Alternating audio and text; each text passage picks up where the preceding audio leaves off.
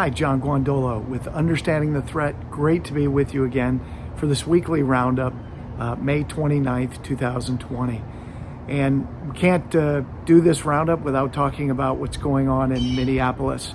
And for those of you not aware, Understanding the Threat, in 2016, our team went to Minnesota, covered a huge portion of the state, and over a period of a week met with people, gave briefings, spoke to large crowds of people, and ended it by having a dinner that was hosted by Michelle Bachmann, who's actually one of our board members. And what's really important is that what we assessed, and we wrote an article before the election, right before the election in 2016, saying that the Twin Cities, Minneapolis, St. Paul, were lost. We considered them enemy-held territory, and we didn't mean that flippantly. For those of you aware of my background, I'm a combat veteran Marine officer, FBI special agent who created the first training program on these topics. I was recruited out of the FBI by the Department of Defense and did strategic analysis on the Islamic threat. When it comes to what's going on in the Twin Cities, Minneapolis and St. Paul, it's important to keep in mind that the communists have been in Minnesota for a long time, and certainly for the recent history, they've been running the show.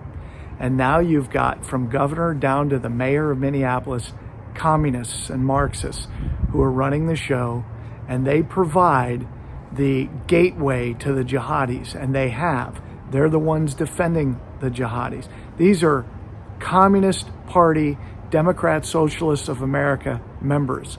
So what's happening in Minnesota is not surprising to those of us who have been actually following this. Now, here's the message for this week, though. Minneapolis is lost. St. Paul is lost. UTT, my organization, Understanding the Threat, has assessed it will not be taken back without true military action to take back Minneapolis, St. Paul.